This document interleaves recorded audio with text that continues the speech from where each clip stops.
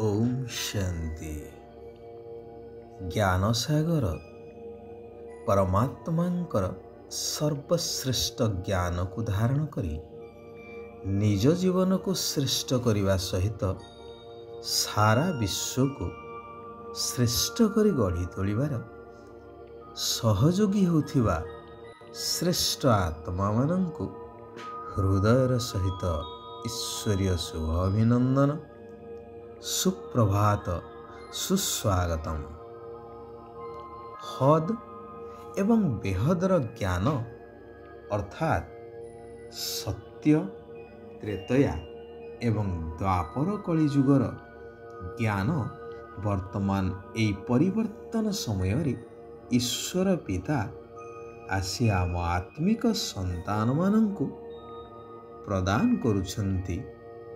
पुणी ताठारु मध्य ऊर्ध्व को अर्थात आत्मिक घर परमधाम ब्रह्मलोक घर को नहीं जाउछंती। कारण वर्तमान सृष्टि नाटकर अंतिम दृश्य चलिछि। एई कलिजुगी सृष्टिर महाविनाश होई पुनः सत्ययुगी दैवी दुनिया प्रारंभ हेब।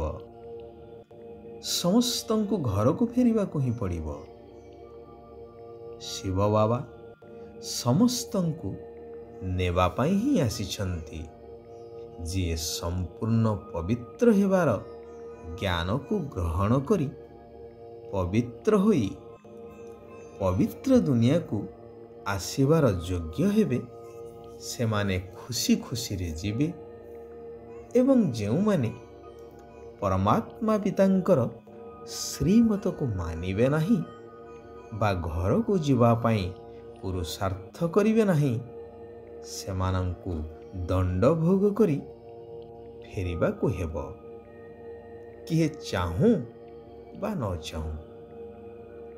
जेपरी संज हेले पिला माने खेल सारी धोई धाई होई परिष्कार परिच्छन्न होई घर को फेरी थांती।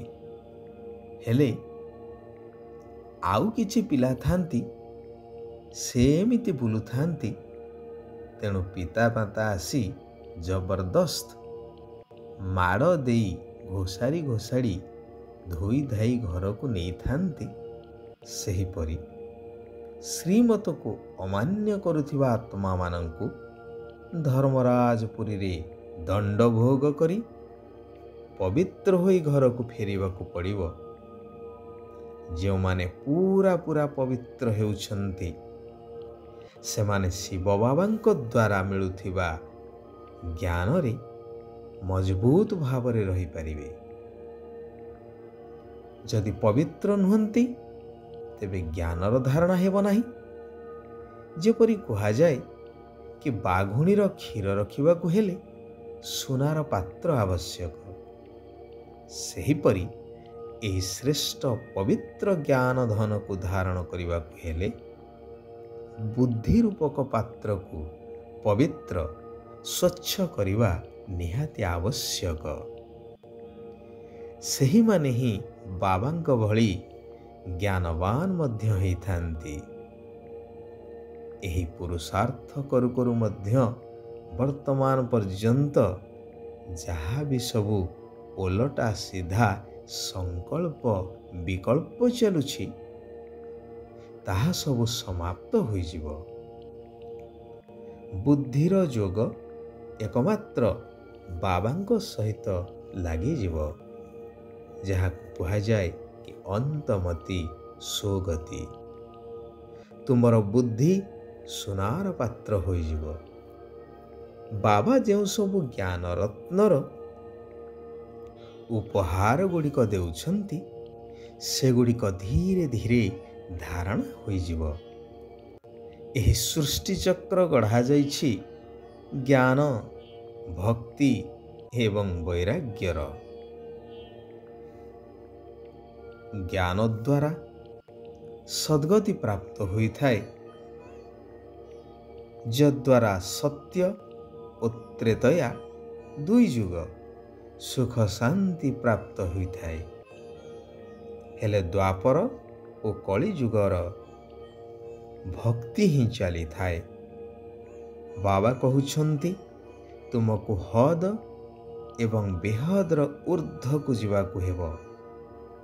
ତୁମ ବୁଦ୍ଧିରେ ବର୍ତ୍ତମାନ ରଚୟିତାଙ୍କର ରଚନାର ଆଦି ମଧ୍ୟ ଅନ୍ତର ଜ୍ଞାନ ରହିବା ଆବଶ୍ୟକ। ସତ୍ୟଯୁଗୀ ସ୍ୱର୍ଗ ରାଜ୍ୟରେ ସମ୍ପୂର୍ଣ୍ଣ ସୁଖ ଶାନ୍ତି ହେବ। ଦୁଃଖ ଶାନ୍ତିର ନାମ ନିଶାନ ହିଁ ରହିବ ନାହିଁ। କାରଣ ସେଠାରେ ବିକାର ବା ମାୟା ହିଁ ନଥାଏ। ତତ୍ତ୍ୱ ସହିତ ସବୁ କିଛି ପବିତ୍ର ଶତପ୍ରଧାନ ହୋଇଥାଏ। ପାଞ୍ଚ ବିକାରରୁ ହିଁ ଦୁଃଖ ଶାନ୍ତି ସୃଷ୍ଟି ହୋଇଥାଏ। ତାହା ଏହି ଦ୍ୱାପର ଏବଂ କଳିଯୁଗରେ ହିଁ ହୋଇଥାଏ, ଯାହାକୁ ମାୟା ରାବଣର ରାଜ୍ୟ ମଧ୍ୟ କୁହାଯାଇଥାଏ। ଏଠାରେ ମନୁଷ୍ୟମାନେ ତ କଳ୍ପର ଆୟୁଷକୁ ଲକ୍ଷ ଲକ୍ଷ ବର୍ଷ କହିଦେଇ ନିଜକୁ ହିଁ ଘୋର ଅନ୍ଧକାର ମଧ୍ୟରେ ପକାଇ ଦେଇଛନ୍ତି। କିଛି ହେଲେ ବୁଝୁନାହାନ୍ତି। ସେଥିପାଇଁ ଦୁଃଖୀ, ପତିତ ଆଉ ଭ୍ରଷ୍ଟାଚାରୀ ହୋଇଯାଇଛନ୍ତି। ସଭ୍ୟତା ବୋଲି ଶବ୍ଦ ଯେପରି ଏଠାରେ କିଛି ବି ନାହିଁ। ଅର୍ଥାତ୍ ଯେଉଁ ଦୈବୀ ସଭ୍ୟତା ଥିଲା ଆଦି ଯୁଗରେ ଅର୍ଥାତ୍ ସତ୍ୟ ଯୁଗରେ, ତାହା ସମ୍ପୂର୍ଣ୍ଣ ଲୋପ ପାଇଯାଇଛି, ଯାହାକୁ ଏବେ ପୁନଃ ସ୍ଥାପନା ପାଇଁ ପରମାତ୍ମା ଆସି ଏହି ଶ୍ରେଷ୍ଠ ଦୈବୀ ଗୁଣଯୁକ୍ତ ବା ଦୈବୀ ସଭ୍ୟତାକୁ ସ୍ଥାପନା କରାଉଛନ୍ତି ପ୍ରଜାପିତା ବ୍ରହ୍ମାଙ୍କ ମାଧ୍ୟମରେ। ଯାହା କୁହାଯାଇଛି ସର୍ବଧର୍ମ ପରିତ୍ୟଜ୍ୟ ମାମେକଂ ଶରଣଂ ବ୍ରଜ ଅହଂ ତ୍ୱଂ ସର୍ବ ପାପେଭ୍ୟୋ ମୋକ୍ଷୟିଷ୍ୟାମି। ଏଇ ଯେଉଁ କଥା କୁହାଯାଇଛି ତାହା ହିଁ ବାସ୍ତବରେ ବର୍ତ୍ତମାନର କଥା।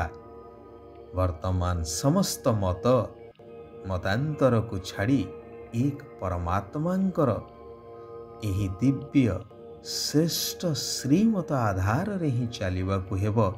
ତେବେ ଯାଇ ଜୀବନ ଶ୍ରେଷ୍ଠରୁ ଶ୍ରେଷ୍ଠତର ହୋଇଯିବ। ଏବେ ଓଲଟା ସିଧା ସଂକଳ୍ପଠାରୁ ମୁକ୍ତ ହେବା ପାଇଁ ବୁଦ୍ଧିର ଯୋଗ ପରମଧାମ ଘର ସହିତ ଏବଂ ପରମାତ୍ମାଙ୍କ ସହିତ ଲଗେଇବାକୁ ହେବ। ଦୈହିକ ଦୃଷ୍ଟିକୁ ସମାପ୍ତ କରିବା ପାଇଁ ଆତ୍ମା ଭାଇ ଭାଇ ଅଟୁ ଏହି ଅଭ୍ୟାସକୁ ପକ୍କା କରିବାକୁ ହେବ।